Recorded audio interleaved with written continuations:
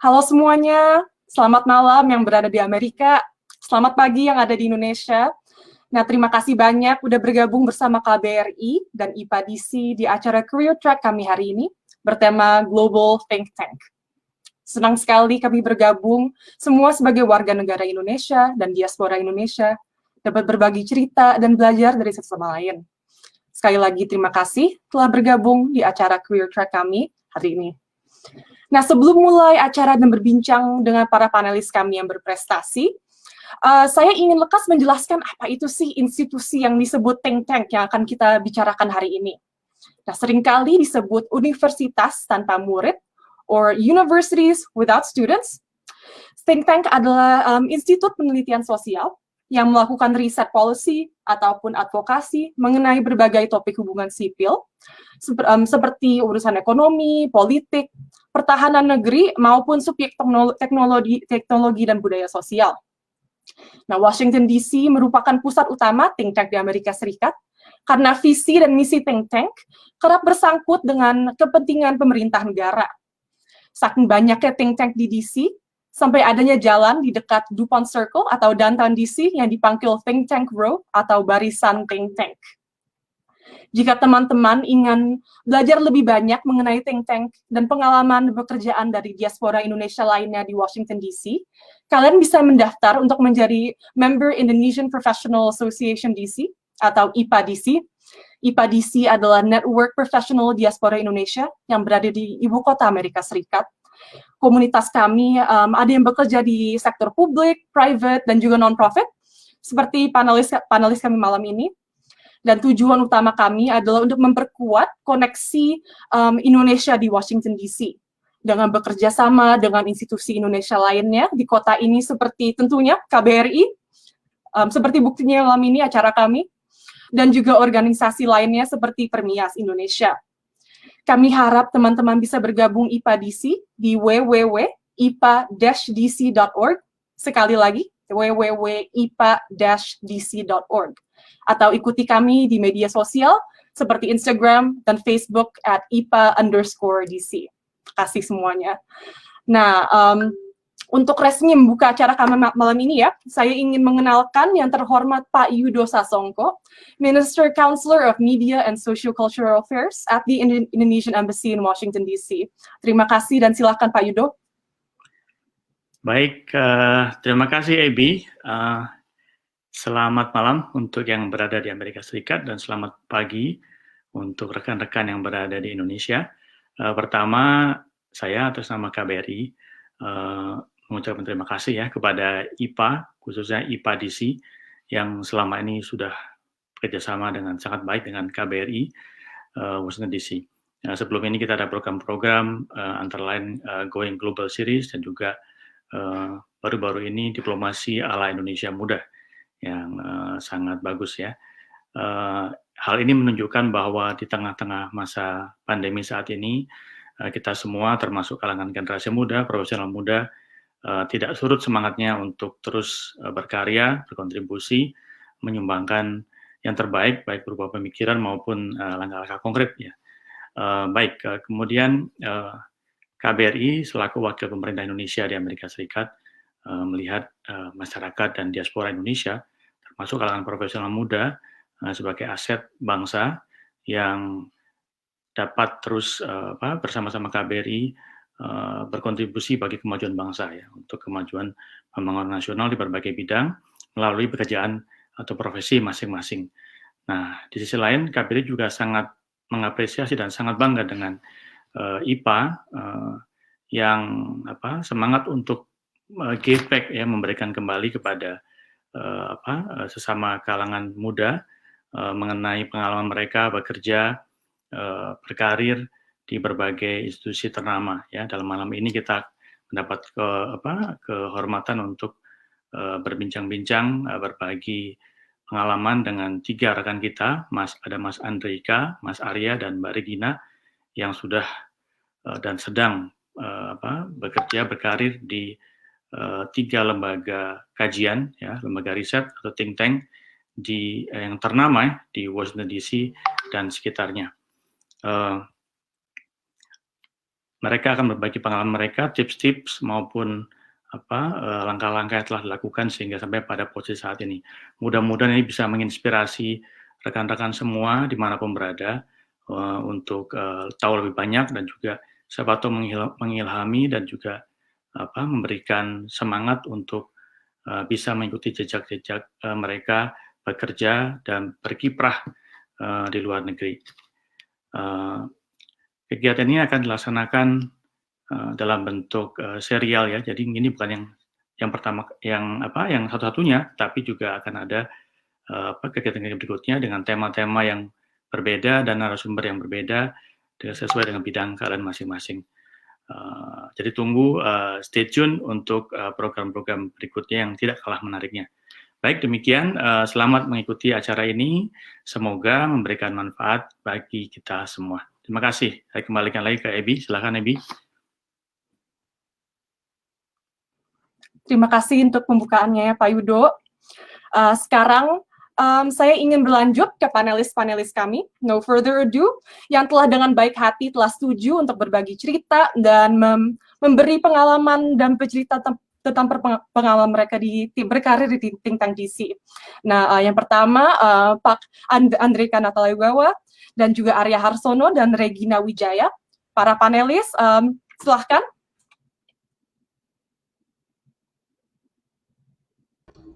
All right.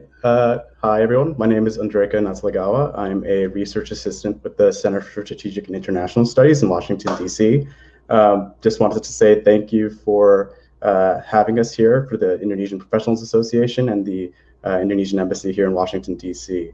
Before I begin, I just want to say that all the opinions that I express are my own and are not representative of my employer or anything like that. So as I said, I work as a research assistant at the Center for Strategic and International Studies in Washington, D.C. CSIS, as it's known, is a bipartisan nonprofit policy research organization that's dedicated to advancing practical ideas to address the world's greatest challenges. Our main scope of issues include things like national security, defense, trade, economics. We also have a very robust Asian Studies program. And so I work under the Asian Studies program as part of the Southeast Asia program.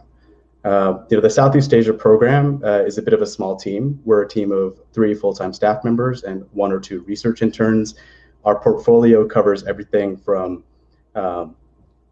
politics, security, economics, trade, data governance, digital, e-commerce, and issues like that. And we cover the 10 ASEAN countries, as well as Australia, New Zealand, and the Pacific Islands. So it's actually quite a bit of a broad portfolio. But my own personal research interests include Indonesia, of course, given I'm from Indonesia. But I'm also very interested in the Pacific Islands recently. In terms of topical areas of interest, interested in political military affairs, interested in digital trade, data governance, and these sorts of issues. So again, a very broad sort of portfolio. So as I mentioned, I'm a research assistant at CSIS. My day-to-day responsibilities really sort of depend on what we're working on, but a lot of my work is research oriented. So this includes things like, for instance, if we have a project that's on, for example, right now we've got projects on the U.S.-Philippines relationship. So a lot of my work will be doing background research on the U.S.-Philippines alliance. It'll be writing policy memos for my superiors. It will be drafting reports that we publish. CSIS as a think tank, one of the things that we do is publish reports and policy briefs, and these are documents primarily targeted towards policymakers to help them sort of think about how to think about Southeast Asia. One of the things that I found in my line of work is that here in Washington, there really sometimes can feel like there's a lack of attention on Southeast Asia. I think when everyone thinks about Asia policy here in DC, they think about China, South Korea, Japan. And so one of the things that we try to do is help policymakers understand why Southeast Asia is important. And we do that through our written products, including our reports and our commentaries that we publish online, and things like that. So some of my work on the day-to-day basis will involve working on those sorts of products. My responsibilities also include things like writing briefing memos for my bosses. If they've got an important meeting, they need some background research, then I'll help in that process.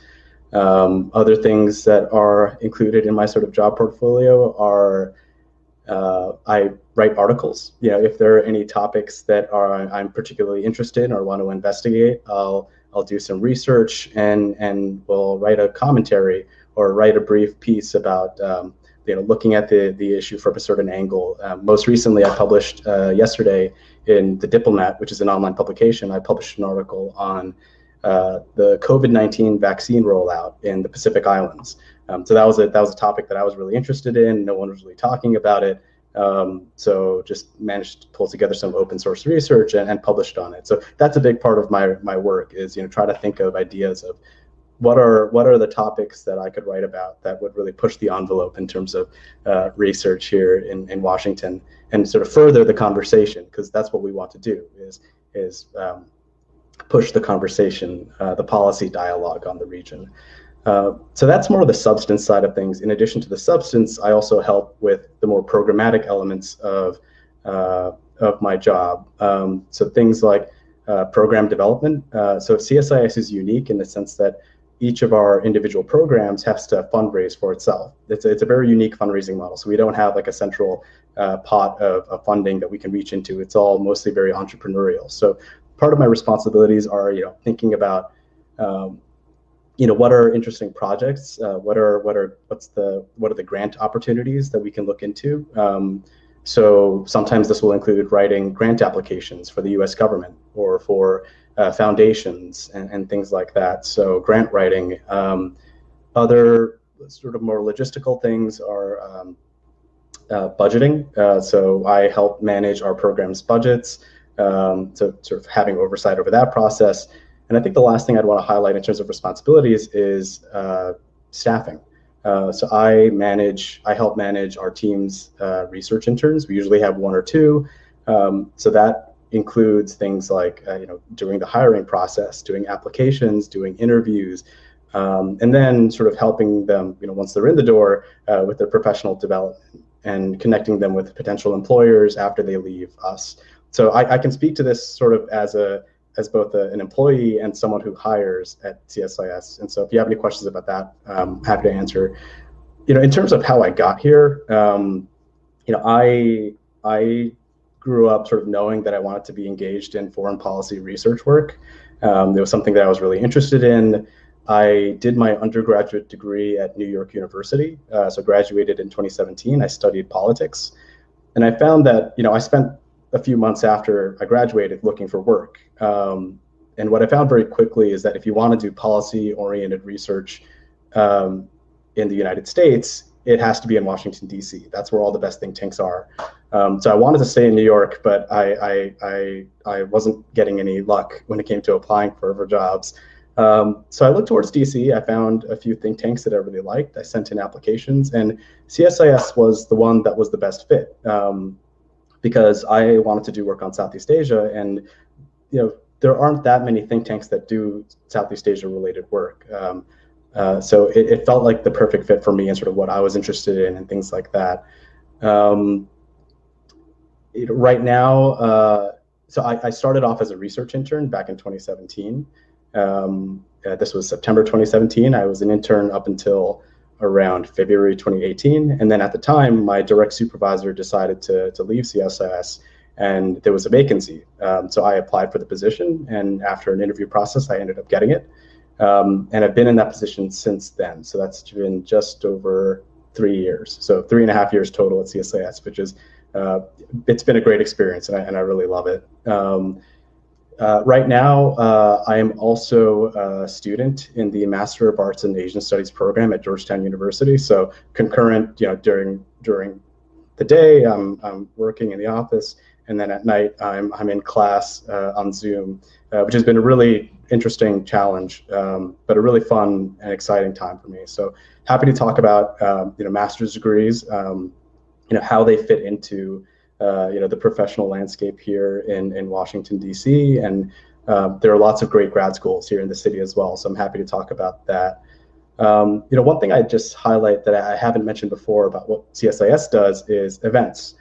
We consider ourselves to be the center of gravity in Washington, D.C. when it comes to Southeast Asia. And so anytime there's a head of state or a cabinet minister or a member of parliament that comes through Washington, D.C., as they do, we try to host them for public events, private events, because we think it's important that we want to foster those connections between policymakers in the region and policymakers here in Washington, D.C. So I do want to give a shout out to the Embassy of Indonesia for partnering with us numerous times on this front. And it's something that we really look forward to, and I think that's something that's really important to our work. So ultimately, just to zoom out a little bit, the way that I see our work is bridging the gap between Southeast Asia and Washington, D.C. And so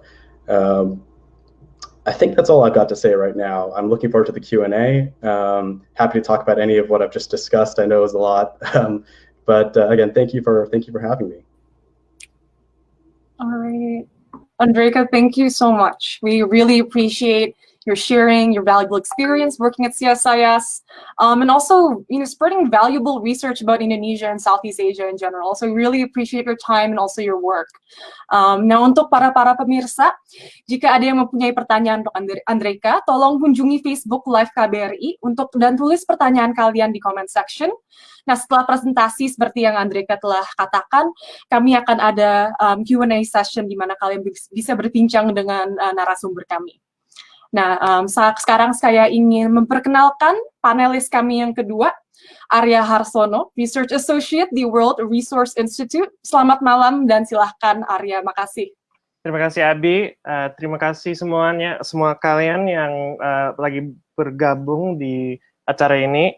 I am Arya, and I am a research analyst at the World Resources Institute under the division, the New Climate Economy. We do a lot of work with Indonesia. Sekarang we are building some models for Bappenas.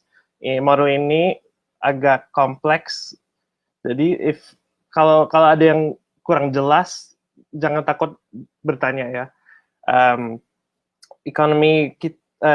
Model kita lihat the intersection dengan iklim dan ekonomi. Biar Bappenas bisa lihat apa yang terjadi kalau kita mengimplementasi kebijakan yang ke arah iklim, proteksi iklim dan renewable energy, terus green gitu. World Resources Institute itu think tank yang is environmentally focused, tapi semuanya bukan environment kan. We're also looking at human capital, the social aspects as well. Terus kita ada 7 divisi: climate, water, ocean, food, forest, terus cities. So we try to capture all of the elements that intersect with climate. Tapi I think I have had a very interesting and unique journey to get to where I am. Waktu aku di SMA, I'd never thought that I would end up doing economics or analysis kind of work. Waktu S1, aku ke USC, University of Southern California di LA. At the time, I wanted to do film.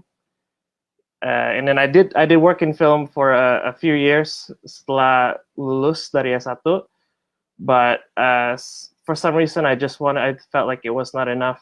And I wanted to go back into environmental policy, which I also studied waktu S1.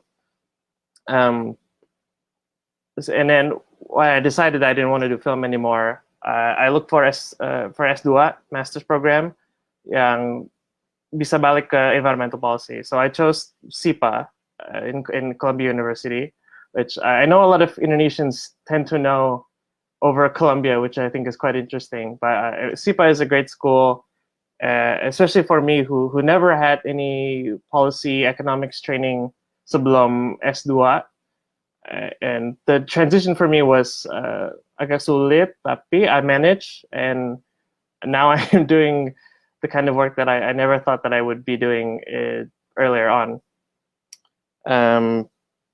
For me, I really enjoy doing environmental work, not just because itu penting kan, for a sustainable future, for the livelihood of our future generation. Yeah, itu penting, but it's more than that. I think it's really interesting to see the economics behind it. Karena the school of economy that we know from Western schools is I don't want to say broken, but it's old, it's outdated. And we need to have a better understanding of how humans are interacting with the environment and how does that feed back towards us. And that's why I think the models that we're working on are so important. Namanya, we call them green economy models. And the term that we use to sort of describe how they intersect is the systems dynamic. And we look at every different point, we look at what happens in this industry if we increase this price of fuel, and how does that affect GDP in the future? And this is important for the government to be able to implement the policies to create a sustainable future for Indonesia, which is, Indonesia still hasn't announced their NDC yet, right? And that's sort of the work that we want to help inform, get Indonesia on the climate map, like the other countries, like the US, well, except for the last 4 years. But EU is also being on top of climate, and we want Indonesia to also be among those global leaders on climate. Yeah, looking forward to the Q&As.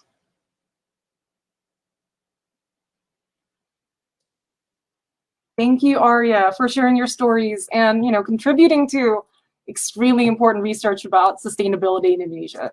Really, your work goes a long way in pushing forward greener futures for our country. So once again, to those joining us tonight, drop your question in IPA DC's Facebook page. We will be conversing with our panelists after we complete presentations. Nah, untuk panelis ketiga kami yang terakhir juga malam ini, Regina Wijaya, computational social scientist di Pew Research Center. Silahkan. Thank you, Abby. It's very interesting to kind of listen to the other two panelists about their own experience with their own think tanks, because again, as Abby has mentioned, I am a computational social scientist. Essentially, it's a research associate for Pew Research Center. It's a think tank based in DC, and I'm gonna try to talk a little bit more in Indonesian. Jadi essentially Pew Research Center itu sedikit berbeda ya dengan yang lain. I guess in a way that I also have a presentation actually. I have a presentation to just kind of walk you guys through this part of me talking about Pew. Yeah, so Pew Research Center, as similar to CSIS, is a nonpartisan think tank that's informs the public about the issues, attitudes, and trends shaping the world. We conduct public opinion polling, demographic research, content analysis, and other data-driven social science research.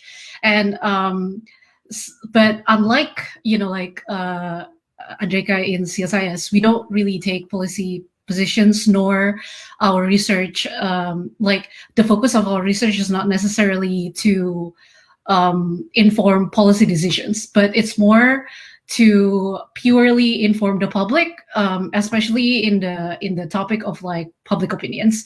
Jadi kayak Pew Research Center itu traditionally famous for our survey research work. Even though in the past 5 years or something like that, I don't think that's true anymore, because a little bit of trivia: Abby, our moderator, also worked for Pew Research, and her work is more in the demographic research, whereas my work, as was mentioned, it's more on the computational social science side. So it's less like we're using methods that's like a little bit different, like machine learning, and then kayak data yang kita pakai juga, like more from the internet, like social media or stuff like that, instead of like surveys. So a little bit, I'm just gonna like show you. This is kind of like the structure of view. Essentially, we have kind of teams. They are based on like topical. There's like very topical, and compared to like WRI sama CSIS, our topic of research is more broad. So like we have people working about like researching about like U.S. politics. We have people like as like Abby's team in race talking like researching about race and ethnicity, and then there's also like my team which is data labs, and then like it's less about topic but more about like the methods of research. I'm here, yay. And then this is kind of like the type of research that we have. We don't, as like similarly to other think tanks, what we do is essentially create reports. But since what I like to say about Pew is that Pew is a think tank with a newsroom flair. So it's a think tank, but there's a lot of journalism work going on the background. So other than reports, we also have this short format report called Fact Tank that's like shorter and like more snappy. And then we also have kind of like a publication that's not on our website, but on this like blog platform called Medium. And essentially those publications that we have in that Medium is more behind the scenes stuff. And then like it's more about methodology, about like experiment. And then, okay. And how, if you're like an aspiring, like if you want to work for Pew, what is the process to get here? I guess step by step, like the application process to go to Pew is like pretty straightforward. You like all of our job openings are on the website, regardless whether you want a full-time position or you want an internship. I just put like both application and internship kind of like in a different line because you can technically apply internally after you're done with your internship to get a full-time position. But at the end of the day, you still have to apply from the website. And then after that, you have a data competency test depending on like what level are you applying for. Normally, the competency test is for like the assistant position or analyst. And then after that, you have phone interview. And then the last part of it is on-site interview and shop talk if you do like associate level and above. So essentially it's just like talking about projects or like past research papers that you have to anyone in the center that's like free at the time. Terus like diving deeper a little bit about like what I personally do at Pew, as I already mentioned before, my team is the data labs team. So essentially we're doing a bunch of kind of like new type of research that's not traditional to like normal think tank or like whatever that have done before. Karena again, as I say, peer research itu kan traditionally a survey methodology kind of like place. So a lot of our research is survey sampling and stuff like that, and then a lot of statistical work. And then we have a panelist that we give our questions to, and then that's how we get our data most of the time. But with data labs, our data, again, come from the internet, big or small, regardless. Jadi kadang bisa juga, and then the type of analysis that we do is natural language processing and stuff like that. So sometimes it's not always from the internet. Let's say a survey has an open ends, meaning that there's a question, and then people can just like type whatever long form like answer, and that kind of becomes our data source too, and we kind of like glean insights from them. And yeah, essentially we also have like as a data labs member, we also have kind of like an additional mission to evangelize the computational methodology to the rest of the center and modernize it a little bit. And yeah, I guess I can stop I can stop the presentation now. How do I get up? Oh, there you go. Hello? Yeah. So the story of how I get here is a little bit. So I've always known since I was young that I think I want to go towards like the social science track. I want to be either, I don't know, lawyer or like a researcher or something like that. I'm always interested in like anything history, anything like political and stuff like that. But so I went, literally I was born and raised in Jakarta until I finished high school. And then I went to Seattle and to a community college. And then I took both, and my major at the time was business and international studies. And then I went on to like a 4-year college. And then again, I took economics and international studies. However, after I graduated, I didn't go straight to like this kind of world, but I went instead to like an agency. So essentially it's kind of like a tech agency, kind of like, and my title at the time was strategy analyst. So it's kind of like a marketing research analyst.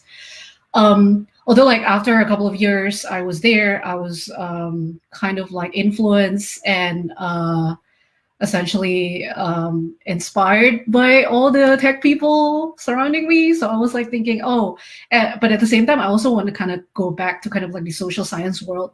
So that's why in 2016, I went to take my master's degree in University of Chicago, essentially, more specifically on their Harris School of Public Policy. And my major at the time was computational analysis and public policy. I know it's super long, but what it essentially is intermarriage with it's a joint degree between the computer science department and public policy. So essentially they teach us everything like in 2 years, like everything like the basics of computer science, and then like how to do analysis with machine learning and stuff like that. But application to policy. And and then after that's done, that's how I ended up here. I'm also looking forward to the Q&A. And if anyone has any question about like my master's or my program, feel free to.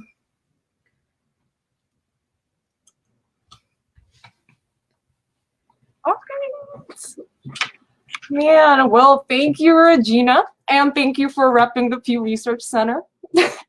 And, I'm especially and continually impressed by how your team is always in the forefront, the intersection between data science and social science research. It's definitely a big part of the future of, our work, and I'm continually impressed with you. So thank you so much for joining us tonight. Thank you. Thank you. Yeah. Nah, terima kasih ya para panelis kami. Your stories have certainly inspired me, and I'm sure everyone else in our talk today, and hyped us up about working in think tanks. So thank you once again. Now we're finally entering our Q&A sessions with our panelists. Very exciting. Andreaka, Arya, Regina, please feel free to answer these questions and just discuss amongst each other. We can keep this light and casual. Nah, pertanyaan pertama ya, ini lebih general dari Yolanda Natalian. Makasih ya Yolanda. Could you please explain again how to become a member of Ipa? I'm excited to be part of the organization and do research in the USA. I live in Indonesia, but I want to move to the US and start my career. So, our panelists? Mungkin this is a question for the IPA people. Yeah, I can probably answer that. I mean, I think if you, right now we have, kita punya IPA chapter in multiple different cities in the US and globally as well. If you find yourself in one of these cities, then make sure you check out like our website and probably register from there, or maybe just follow our social media platform. So you'll always be, at least if you're not like a part of the IPA in the chapter city that we have, you can always keep updated to whatever events that we have going forward. Yeah, thank you so much, Yolanda. Yeah, so I'm also part of IPA DC, surprise, surprise. Yeah, as just Regina said, we'll be more than happy to talk to you. You can message us on our Facebook or Instagram, or even drop out your question or your contact info in the comment section, and we'll be more than happy to communicate with you on how you can be involved. And another question from Yolanda. She's wondering if open positions are open for graduates who major in business management and don't have a traditional research background per se. So do you guys have any experience with that?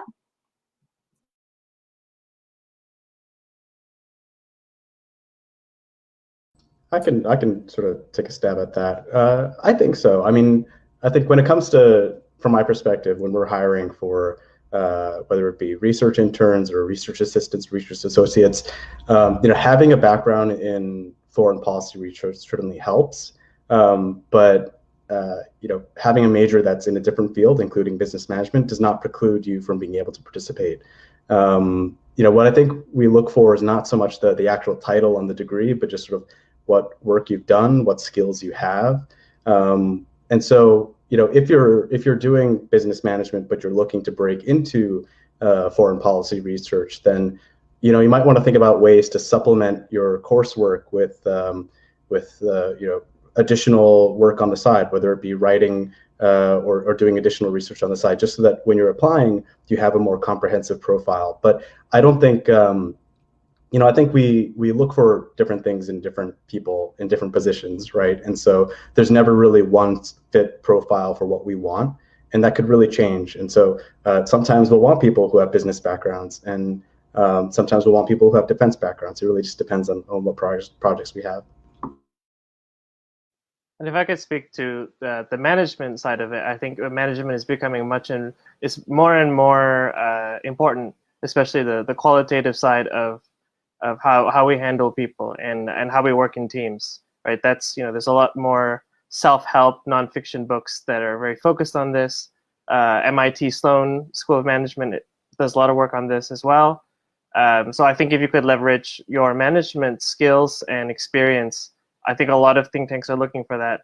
I know from my own teams and people I've worked with, there's room for improvement, I would say, on management. So don't feel discouraged if you have a business background. Like I said, I came from film and ended up in research. So you can get there with whatever you have.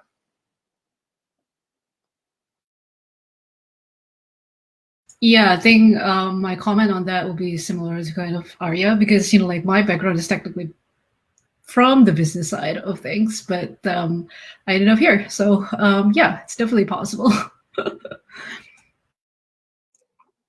Thank you so much, guys. Yeah, so really good to hear that people from different backgrounds can enter this field and find the experience as rewarding as anyone else who might have traditionally majored in research majors. So, ya, pertanyaan kedua ya dari Yesaya Raditya. Apakah ada tips dan trik ketika menulis aplikasi kerja untuk think tank, terutama yang berada di Amerika Serikat?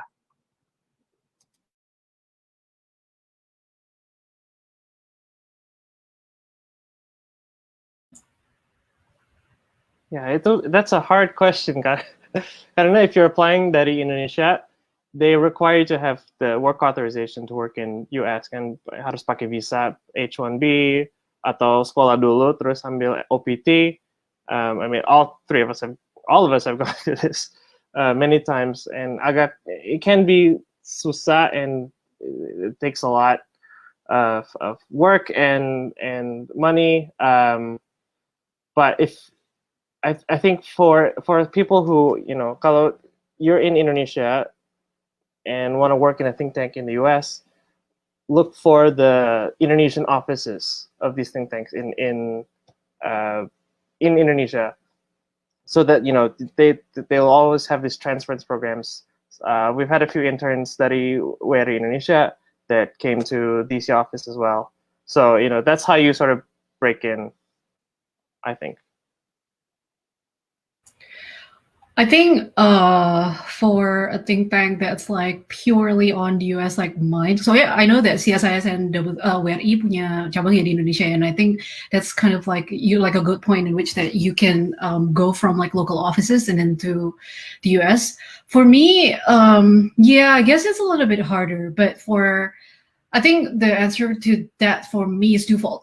One is that you have to make sure, for a think tank like mine, you have to kind of make sure that the think tanks, as Arya say, is already experienced with someone international, so they know what does hiring someone international would entails, like the visa stuff and stuff like that. And then the second part is because I think mine is less prohibitive, just because like, for example, in my team, data labs, yeah, karena like our focus is mainly on the type of projects or like your technical skill set.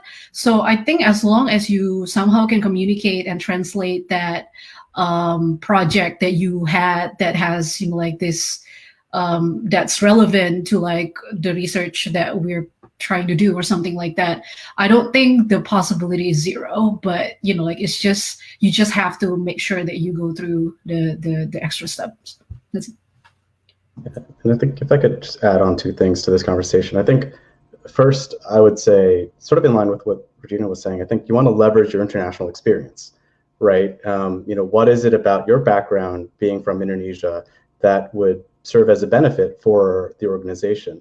Because when there's a position open, people will be applying from everywhere. They'll be applying from throughout the United States, across the world.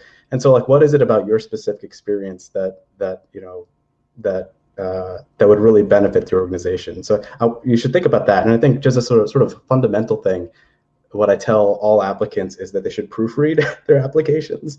From the perspective of someone who is responsible for hiring, we have to look at 200 plus applications for each internship position that we have, and then we can only hire 2 usually. And so, that process takes a long time, and whatever you can do to make that process easier for the hiring manager, the better. So proofreading for us is really essential, because it also relates to writing.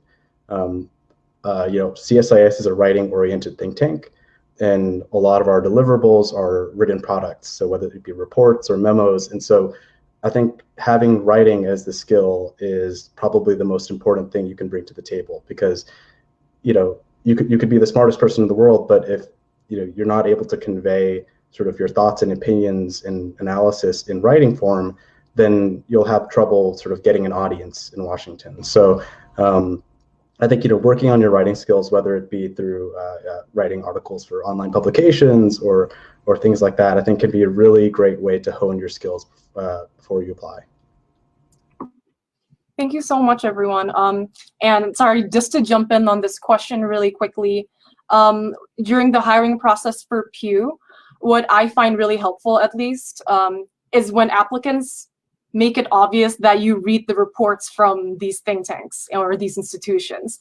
So in your cover letter, directly state which reports you've read and how you connect with that report. It goes a long way in showing the hiring managers and your future teammates that you care about the work and you've done your homework. Also look at their methodology and what resources that they use to get to those conclusions, and explain how you've also had experience with those resources before. I personally find that those candidates always come out in front. So yeah, sorry, just jumping it out there. But our next question... that's like a really good insight. I guess from my side of the world, like Pew is a very, like, we have kind of like our own writing branch. So what I didn't mention here, I was only talking about the research side, because then like Pew has a very, very strong comms and editorial team. So I don't think I'm a very, very strong writer. But my focus is really on the research side, and like literally what saved my ass a couple of times was them, like the editorial team, not gonna lie. And I think that's why too. I mean, like it's something that, like it, like even though you're not like really strong at writing or something like that, if you're really passionate like research and then you have like the capability for it, I think you should also still try and like apply. That's it. Thank you, Regina. Okay, this is a good segue to our next question from Celine Kusnadi. Thank you for joining us, Celine. So her question is specifically for Andreaka, but I think everyone can answer this actually. So what do you think made you stand out when applying to CSIS? Very schmancy.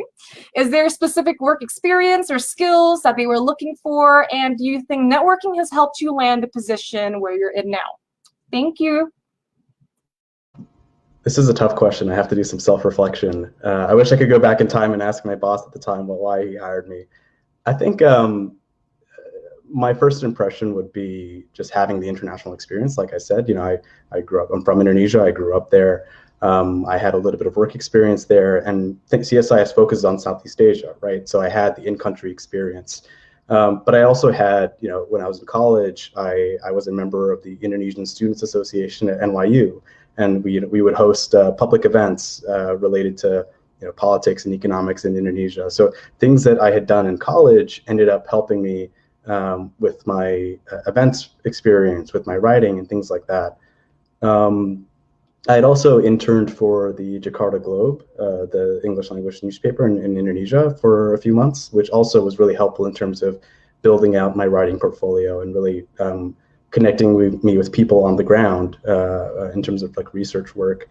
To your point about networking, I'm not sure to what extent it helped me get the job, but it has certainly become an essential part of my work right now. What I find is that the Southeast Asia focus sphere in Washington, D.C. is very small. And everyone sort of knows each other if you're working on this space. And so it's a good idea to really tap into that network and get to know people, you know, for one thing, because they're all really cool, right? And it's like a lot of the people I meet professionally end up being my friends, which is like very interesting.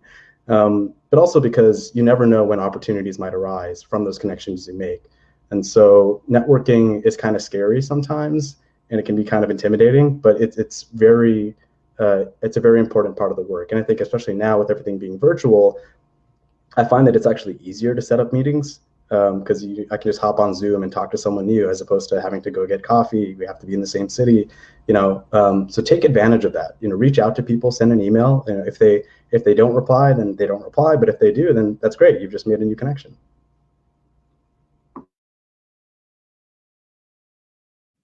Regina, Arya, do you guys have any takes on this question? Networking, specific skills you guys should emphasize in your resume or cover letter?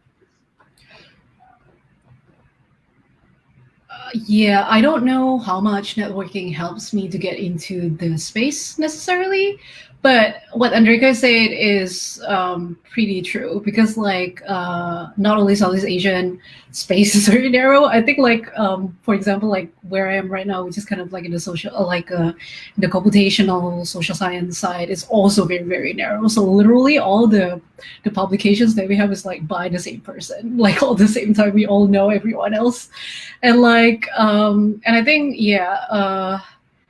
but yeah, in a way I think pretty important, but not sure if that's kind of like the way to go necessarily. I think for me it's less about that, but more kind of like the technical aspect of it. So that's pretty important. Yeah. Yeah, 100% depends on the position that you're applying for. That's where the experience and skill aspect is going to play a factor in. And as networking too, I think it really depends. Like if you're doing more technical work, technical expertise is going to go a long way. But for like my example, I interned at WI Indonesia first, and then I was working on a project that my boss is currently, we're still working on the low carbon development initiative. And that's how he needed someone who was already in the US to sort of act as Indonesian liaison for this and do the research and have the expertise. And that's how I got it. I mean, I didn't even apply. He just offered me the job, which very lucky. I know it doesn't ever happen to anyone. Somehow it worked for me. And it's because I guess I networked. Even though I honestly, I hate networking, and I understand if you don't, like, you're really against it, but it goes a long way to know people. And I guess building on what I forgot about this, but what Andreaka said at the end, that now it's a pandemic, this is a time for you to kind of like connect with anyone else via Zoom. Just a trivia, I'm actually in Seattle right now, not in DC, but hey, here I am on like doing doing this talk with all of you guys in DC. So there you go. Yeah, just I guess to add on to all of your responses, I guess even 2 out of 3 people here, and actually including me, I got my current job at a think tank through internships. So I think everyone should be open to starting out that way, because that's the most natural way for you to build connections, not just randomly messaging someone, which works as well, and we encourage that. But building connections through internships can go a very long way.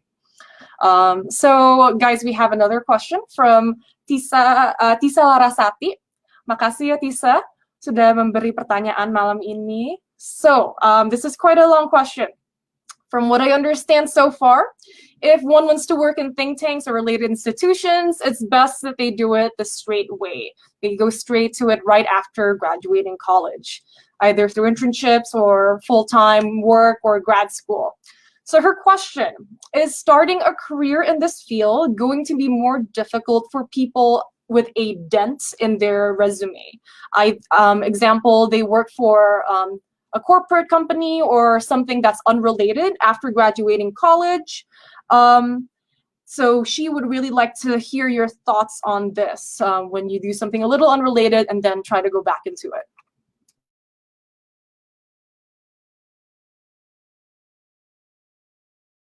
So is it doing something and then you do something unrelated and then you go back? Is that how I understand?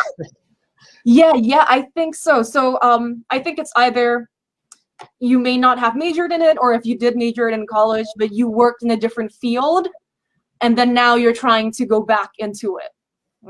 Okay, so this is completely me because waktu S1, I was doing both film and environmental science. Tapi environmental science was my major. Filmnya itu lebih extracurriculum gitu.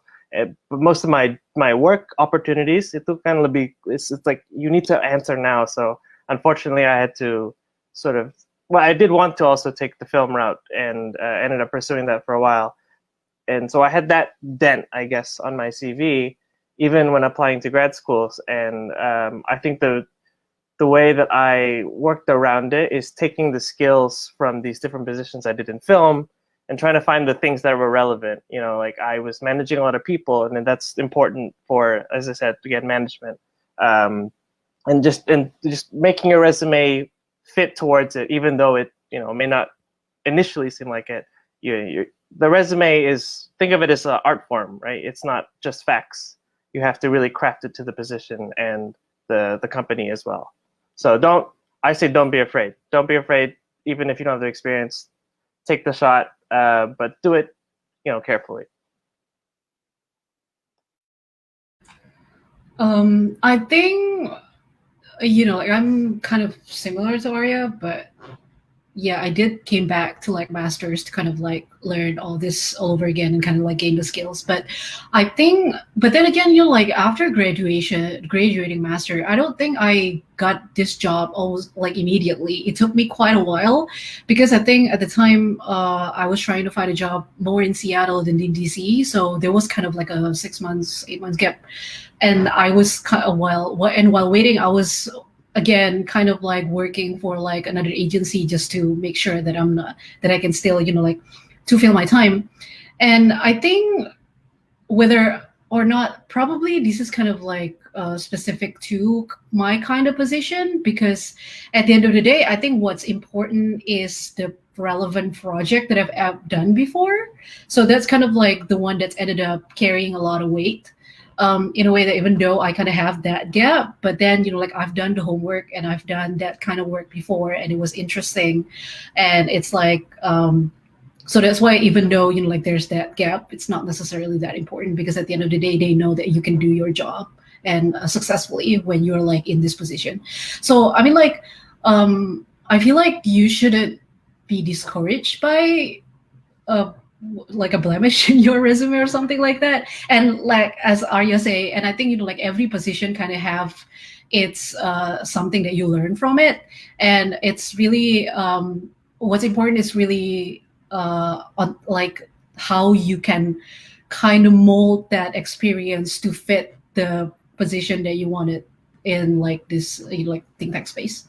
Yeah. I think I'll just add two things onto this conversation. First, I think part of the reason why in my experience, I went through the Jalan Lurus way is because of just visa restrictions. I needed to find a job like 90 days after I graduated 90 days after I got my authorization in order to stay in the country. So that's partially the reason. But I think, to your question about whether candidates who have sort of different backgrounds or different not so much gaps in the resume, but working on other things, I think that's perfectly fine. At CSIS, I like to think of CSIS and other think tanks as being sort of, in some ways, the nexus between government, private sector, and academia and nonprofits, because we're talking with all of these people and we're engaging with them and talking through these different ideas. So to have background from any of those fields is relevant to what you do at CSIS. And just to echo what Regina and Arya have said, it's about skills rather than sort of titles or names or things like that. It's about what you've learned. And so I would recommend, if you're writing an application, own it. You know what I mean? Directly address the fact that you worked in a different field for a few years or a few months. And if you want to explain, like what you've taken away from that experience or how you want to pivot your career into research, that's something you can do. And I think as a hiring manager, I'm sure that that would be really helpful for understanding what you're looking for and how our offices can help you grow. Everyone, thank you so much. So we only have 4 more minutes. So I'm going to ask sort of 1.5 as questions as a closing. So this last question is from Pinkan Audrin Kosijungan. Thank you so much for joining us today. She's wondering if you guys are being affected by the pandemic right now. Are there long-term changes in your think tank career and experience in the form of vacancies or remote working, online fellowships, and of the sort?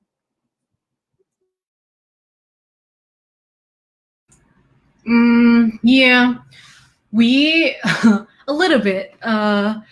When we figured out that we can work just as well remotely versus not remote, which is great.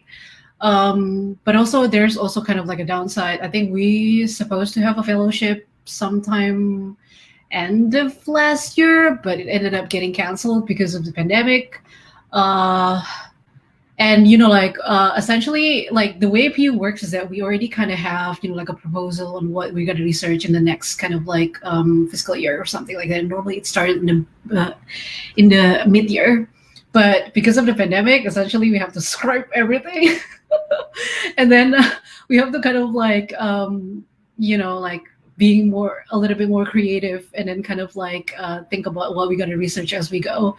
But obviously, since like we're not in shortage of any news source this past couple of months, it has been really interesting of all the things that we were able to study. Yeah, for Weri, it's been I think very interesting because at first when I first came, WRI was always expanding. It they were always growing, and then when the pandemic hit, they actually had a hiring freeze for a while, and now continue to expand again because of this like resurgence of climate. I think as soon as Biden became president, and all these Jeff Bezos had established the Earth Fund and gave WRI a lot of money.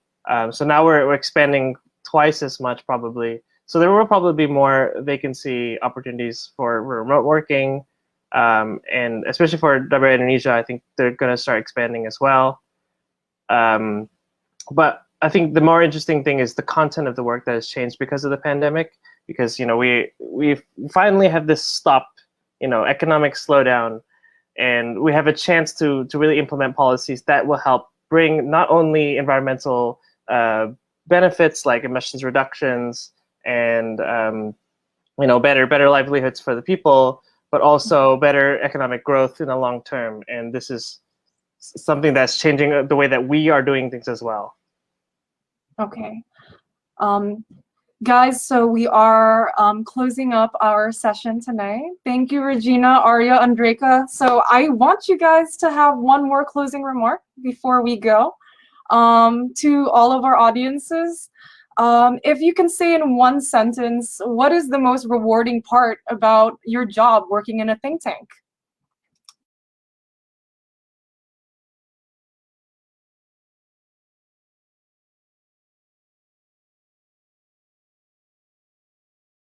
Okay, I'll go first because I think it's really beyond the content of the work. I mean, obviously that stuff is very important and I find it very interesting. But for me, it's the reason I chose research over all these other fields is that it's not as stressful as I don't know, maybe no one else agrees with this, but I'm not as stressed out as I used to be when I was doing freelance work. I did some things in consulting and they were just like overworking me, whereas I think in think tanks it's a little easier. I don't know if you guys feel that way, but there's more focus on the work-life balance, and I haven't seen that anywhere else. And I think especially at WRI, we're really focused on developing our employees and making sure they also live healthy, mentally healthy, physically healthy lives. And I think that's also important for you guys to consider your mental and physical health.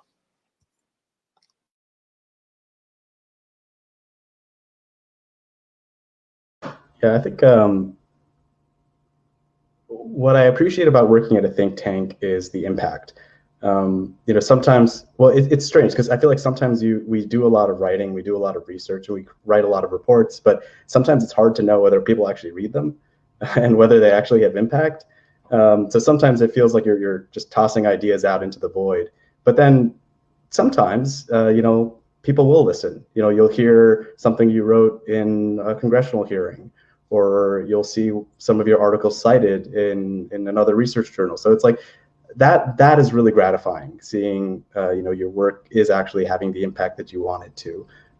Those moments are few and far between sometimes, but when it does happen, it feels really good. So I think that's what I'd say. Yeah, I think my comment on that would be very similar to Andreaka. Like, like the impact of your research is really far and wide in a way that, like you occasionally see the name of Pew and then you research on like some major articles, or like, I don't know, I think one of our research got cited in like VP debate or something like that. It was just like all those amazing things. And then, and I think that's very, very, very gratifying. And like, like that instant gratification knowing that like your work actually matters. And like, because I think previously in my work in like agency, one of the reasons why I don't think I can, like, I kind of want to like go back to like this kind of world, this kind of think tank worlds, because like you're creating research for your client that your client can either implement or not implement, and you'll never know. And then like at the end of the day, it's like you're literally giving research to like someone who doesn't care. So, but like with this, in my experience with Pew, sure, we're kind of like giving it to the public, but then like that on itself is already kind of like giving information to people and then making people smarter with like your research, and I think that's very valuable. Sekali lagi semuanya terima kasih ya udah bergabung and sharing your very valuable experiences and stories with the rest of us. Dan juga untuk pemirsa, terima kasih telah bergabung bersama IPA DC dan KBRI di acara Career Track kami hari ini. Again, keep in touch with all of us through our social medias, and we really look forward to seeing everyone again in our next event. Dan ya, terima kasih sekali lagi, dan sampai bertemu ya semuanya. Thank you, good night. Thank you so much.